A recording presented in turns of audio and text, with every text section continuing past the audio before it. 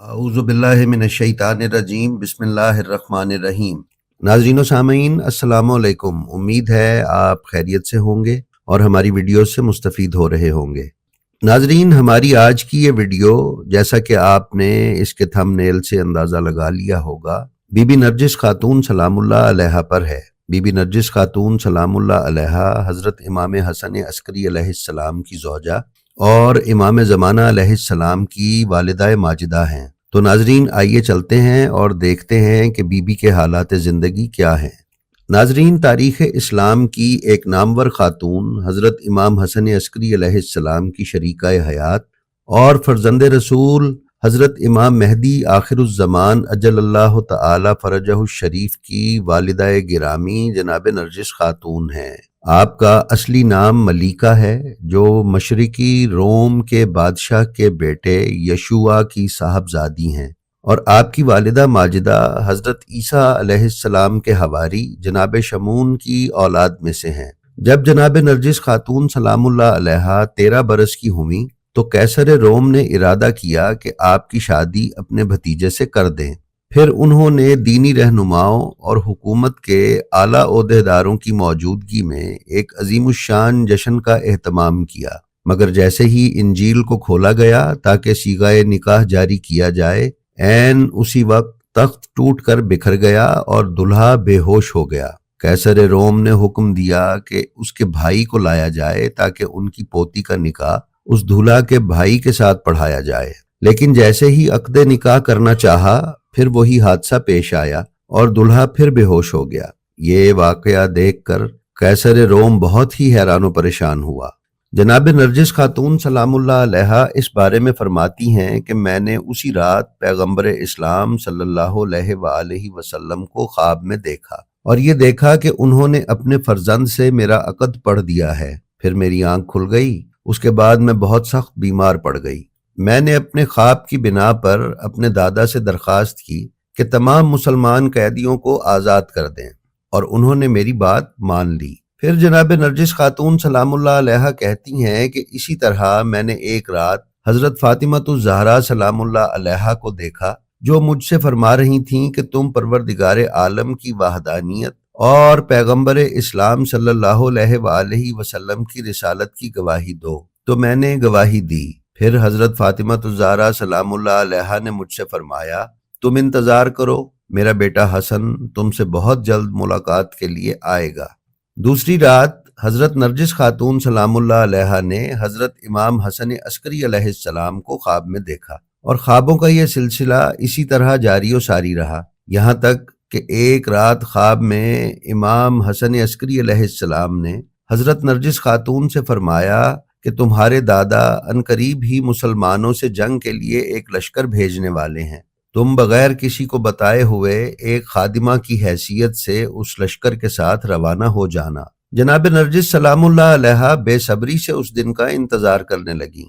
جب لشکر چلنے کے لیے آمادہ ہونے لگا تو بی بی نرجس خاتون نے، کہ جن کے دل میں حق کی معرفت و شناخت اور اسلام اور امام علیہ السلام سے والہانہ عقیدت و محبت کا چراغ روشن ہو چکا تھا، فوراً ہی خادمہ کا لباس زیب تن کیا اور لشکر کے ساتھ روانہ ہو گئیں اور بالآخر مسلمانوں کی قید میں آ گئیں۔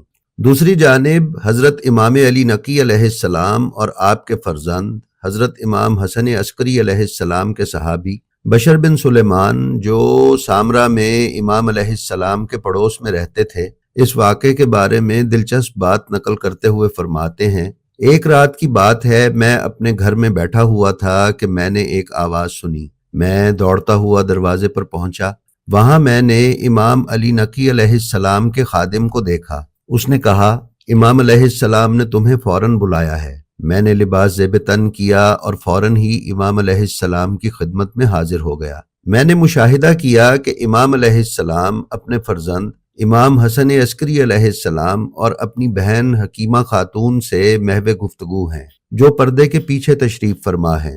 امام علیہ السلام نے فرمایا، اے بشر، تم انصار کے بزرگوں میں سے ہو، اور تمہارے پورے خاندان کو اعتماد و اطمینان کی وجہ سے خاندان رسالت نے امامت و ولایت کی خدمت کے لیے قبول کیا ہے۔ میں چاہتا ہوں کہ تمہیں ایک اہم راز سے باخبر کروں۔ اس کے بعد امام علیہ السلام نے رومن زبان میں ایک خط لکھا، اس پر مہر ثبت کی اور بی بی نرجس سلام اللہ علیہا کے پتے کے ساتھ میرے حوالے کیا۔ میں بغداد کی جانب چل دیا۔ میں نے وہاں کچھ قیدیوں کو دیکھا جنہیں عمر ابن یزید بازار میں لایا تھا۔ انہی افراد میں سے ایک بی بی نرجس خاتون سلام اللہ علیہا تھیں، جنہوں نے خود کو نامحرموں کی نگاہوں سے محفوظ رکھنے کے لیے اسلامی حجاب کر رکھا تھا اور کسی کو بھی پاس آنے نہیں دے رہی تھیں۔ میں امام علی نقی علیہ السلام کے حکم کے مطابق ان کے قریب گیا اور خط ان کے حوالے کیا۔ وہ خط پڑھ کر بہت زیادہ روئیں اور اپنے لانے والے سے کہا کہ مجھے اس کے ساتھ روانہ کر دے۔ پھر میں نے سفر کا کرایہ اور حق زحمت کے عوض کچھ رقم اس کے حوالے کی اور بی بی کے ہمراہ واپس آ گیا۔ میں نے وہاں انہیں ایک مکان میں ٹھہرایا تاکہ بعد میں ہم امام علیہ السلام کی خدمت میں روانہ ہو سکیں۔ میں نے دیکھا کہ انہوں نے وہ خط نکال کر اپنے چہرے اور سر سے مس کیا۔ میں نے کہا کہ جس شخص کو آپ نہیں پہچانتی ان کے خط کو اتنی زیادہ اہمیت کیوں دے رہی ہیں؟ انہوں نے کہا اگر تم پیغمبر اور ان کے جانشینوں کی معرفت و شناخت رکھتے تو کبھی بھی ایسی بات نہ کہتے۔ پھر انہوں نے اپنی زندگی کے گزشتہ حالات و واقعات کو مجھ سے بیان کیا۔ ناظرین، اسیری سے رہائی کے بعد حضرت ملیکہ خاتون سلام اللہ علیہا کو امام علی نقی علیہ السلام کی خدمت میں لایا گیا۔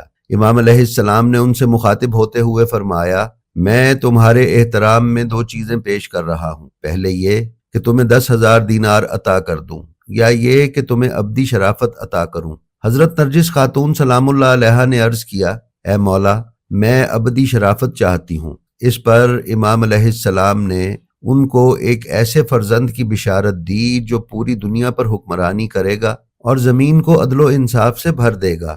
پھر بی بی کا اسم گرامی نرجس سلام اللہ علیہا رکھا گیا۔ پھر امام علی نقی علیہ السلام نے حضرت نرجس سلام اللہ علیہا کو اپنی بہن حکیمہ کے سپرد کرتے ہوئے فرمایا، اے حکیمہ، یہ وہی خاتون ہے جس کے بارے میں نے تمہیں خبر دی تھی۔ یہ سنتے ہی حضرت حکیمہ خاتون سلام اللہ علیہا حضرت نرجس کے گلے ملی اور کافی دیر تک آپس میں گفتگو کرتی رہیں۔ پھر امام علیہ السلام نے حضرت حکیمہ خاتون سے کہا کہ نرجس کو اپنے گھر لے جائیں اور انہیں احکام اسلامی کی تعلیم دیں، کیونکہ آنے والے زمانے میں وہ میرے بیٹے حسن عسکری علیہ السلام کی شریک حیات اور امام عصر اجل اللہ تعالی فرجہ الشریف کی ماں بننے والی ہیں۔ پھر فرزند رسول حضرت امام حسن عسکری علیہ السلام اور نرجس خاتون سلام اللہ علیہا کی شادی کا وقت قریب آ گیا۔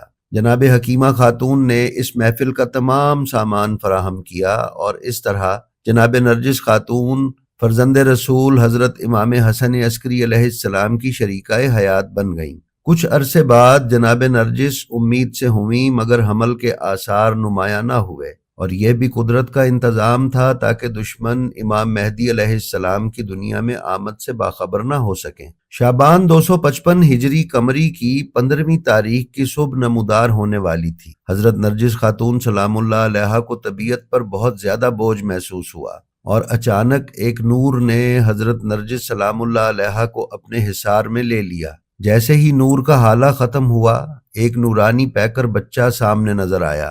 جی ہاں ناظرین، یہ 255 ہجری تھی۔ 15ویں شعبان کی سحر میں زمین پر حجت خدا کا نزول ہوا اور امام زمانہ اجل اللہ تعالی فرجہ الشریف دنیا میں تشریف لائے، اور جناب نرجس خاتون سلام اللہ علیہا کے بطن مبارک سے ایسا بچہ پیدا ہوا جس نے پیدائش کے بعد اپنے والد گرامی سے گفتگو کی اور پروردگار عالم، پیغمبر اسلام اور آپ کے اوصیاء کی گواہی دی۔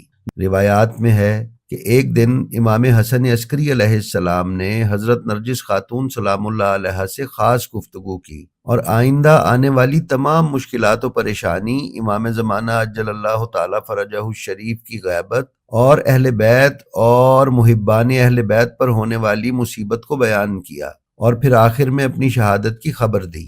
جناب نرجس سلام اللہ علیہا یہ باتیں سن کر بہت زیادہ غمگین ہوئیں اور امام علیہ السلام سے درخواست کی کہ خدا کی بارگاہ میں دعا کریں کہ آپ کی شہادت سے پہلے انہیں موت دے دے، اور بالآخر امام علیہ السلام کی شہادت سے پہلے ہی سن 261 ہجری قمری میں جناب نرجس خاتون سلام اللہ علیہا معبود حقیقی سے جا ملی۔ آپ کے جسد اطہر کو سامرا میں فرزند رسول حضرت امام علی نقی علیہ السلام کے حرم مطہر میں دفن کر دیا گیا۔ کچھ روایات کے مطابق حضرت نرجس خاتون سلام اللہ علیہا کی وفات امام حسن عسکری علیہ السلام کی شہادت کے بعد ہوئی، اور پھر اسی سرزمین مقدس یعنی سامرائے اعلیٰ میں حضرت امام حسن عسکری علیہ السلام اور جناب حکیمہ خاتون کو بھی سپرد خاک کیا گیا۔ اس وقت یہ مقدس روضہ مرجع خلائق بنا ہوا ہے، اور لوگ دور دراز کا سفر اور صعوبتیں برداشت کر کے اس سرزمین نور پر آتے ہیں اور ان انوار الہیہ کے آستانے پر ادب و احترام سے اپنا سر جھکاتے ہیں۔ جی تو ناظرین، یہ تھی ہماری آج کی ویڈیو۔ ہمیں امید ہے آپ کو پسند آئی ہوگی۔ اگر آپ ہمارے چینل پر نئے ہیں تو برائے مہربانی اسے سبسکرائب کر لیں اور اس کا لنک اپنے حلقہ احباب میں شیئر کرنا مت بھولیں۔ اس کے ساتھ ساتھ ہماری جو ویڈیو آپ کو پسند آئے وہ بھی اپنے دوستوں کے ساتھ ضرور شیئر کرتے رہیں۔ اپنا اور اپنے متعلقین کا خیال رکھیں اور خلق خدا میں آسانیاں تقسیم کرتے رہیں۔ خدا آپ کا حامی و ناصر ہو۔ السلام علیکم۔